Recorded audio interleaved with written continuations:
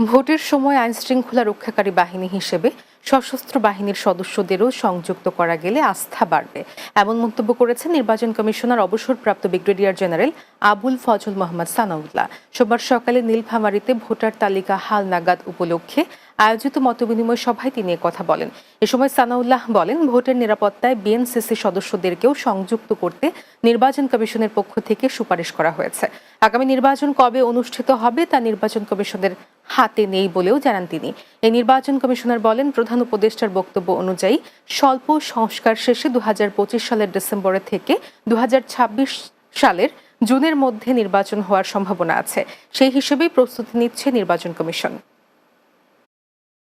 আইন শৃঙ্খলা রক্ষাকারী বাহিনীর সংজ্ঞার মধ্যে সশস্ত্র বাহিনীকেও সংযুক্ত করার আমরা অপেক্ষা করি, দেখি এটা সংযুক্ত হয় কিনা। হলে পারে একটা ভ্যালু অ্যাড হবে স্বল্প সংস্কারের মাধ্যমে ডিসেম্বর 2025-এ, অথবা যদি আরেকটু বেশি সংস্কার করার সুযোগ দেওয়া হয় তাহলে 2026-এর জুন নাগাদ ইলেকশন করা সম্ভব।